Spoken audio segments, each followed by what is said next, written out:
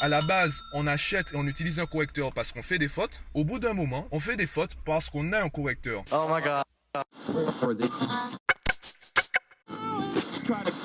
Viens, je t'explique. Yo, le podcast d'aujourd'hui sera assez court. J'aimerais te parler aujourd'hui de stratégie.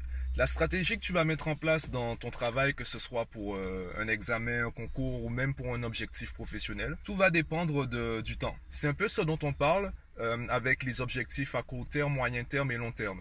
Suivant l'objectif, suivant le temps que tu as, le délai que tu as pour atteindre ton objectif, ta stratégie va différer. Je vais te prendre un exemple très simple. Dans le sport, peu importe le domaine, peu importe la discipline, même que ce soit sport collectif ou sport individuel, tu as deux types d'entraînement. Tu as l'entraînement général, on va dire, où tu vas progresser de manière générale. Tu vas travailler de temps en temps ta force, ta vitesse, etc. Où l'équipe va travailler une stratégie ou autre, va travailler certains entraînements, la défense, l'attaque, etc. Et tu vas avoir un entraînement, une stratégie pour chaque compétition. On va prendre l'exemple du foot. En fonction de l'équipe qu'elle va rencontrer, eh bien, l'équipe va adopter, va s'entraîner, va chercher et appliquer une certaine stratégie. Donc, si elle rencontre une équipe qui a tendance à déborder sur les côtés, je dis un peu n'importe quoi. Si elle rencontre une équipe qui a tendance à attaquer sur les côtés, elle va travailler sa défense, sa défense latérale, ou peut-être jouer une autre stratégie et jouer sur sa défense centrale, peu importe. Donc tu vois qu'en fait, il y a deux types d'entraînement. Il y a l'entraînement général et il y a l'entraînement pour la compétition. C'est exactement la même chose dans les études. Que ce soit au collège, au lycée ou même à l'université, il est plus intéressant d'avoir un rythme d'apprentissage général qui soit indépendant de l'école, des professeurs, des examens, et une stratégie pour chaque évaluation. C'est un peu ce que j'essaie de partager à travers mes formations. C'est un peu à cela que j'essaie d'initier mes élèves. Adopter une stratégie pour chaque évaluation. Dans les faits, tu n'as pas besoin de maîtriser tout le cours pour avoir une bonne note.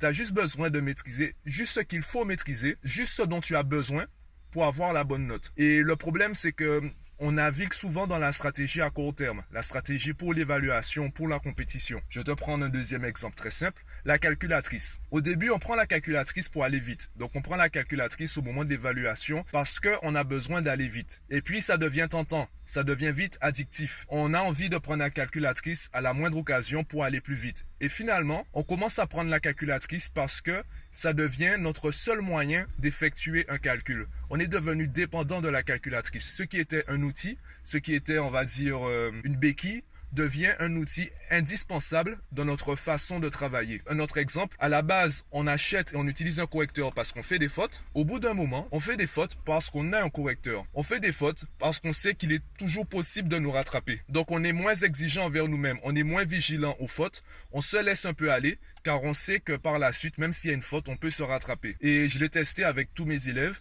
Tous ceux qui ont mis de côté le blanc, tous ceux qui ont laissé le correcteur à la maison, eh bien, ils ont constaté qu'ils faisaient moins de fautes. Pourquoi? Tout simplement parce qu'ils devenaient plus attentifs, plus vigilants, plus exigeants envers eux-mêmes. Donc, c'est là la différence, en fait, entre les deux stratégies, les deux entraînements. Ta stratégie à long terme, ton entraînement à long terme, ne dépend pas de la date des évaluations. Tu travailles en continu, tu t'intéresses aux cours, tu fais des recherches, tu fais des exercices, etc.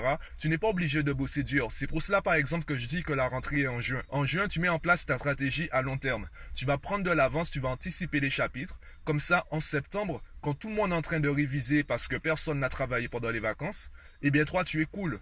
Tu es cool aussi bien sur l'ancien programme que sur le nouveau. Tu es à l'aise sur les deux classes. Imaginons que tu rentres en terminale, mais tu es à l'aise sur le programme de première, tu es à l'aise sur le programme de terminale.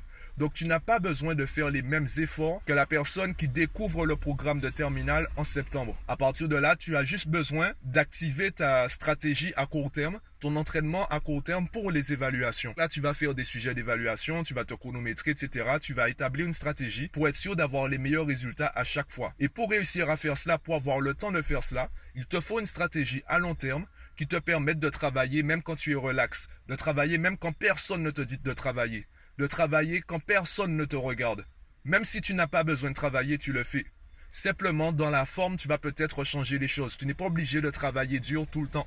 Tu peux travailler de manière cool. Regarder une vidéo sur YouTube, eh bien, c'est cool. Tu peux le faire même couché dans ton lit, même assis à la plage, etc. Et tu continues de t'éduquer, tu continues de t'informer, de t'instruire. Tu vas changer la manière, ta méthode d'apprentissage. et tu continues à apprendre. Comme ça, au moment où il faut passer aux choses sérieuses, eh bien, tu es déjà prêt, tu as déjà une base, tu as juste besoin de travailler la rédaction, la vitesse, etc. Donc voilà, dis-moi ce que tu en penses en commentaire, donne-moi ton avis, abonne-toi à la chaîne, partage la vidéo autour de toi, et moi je te dis à bientôt.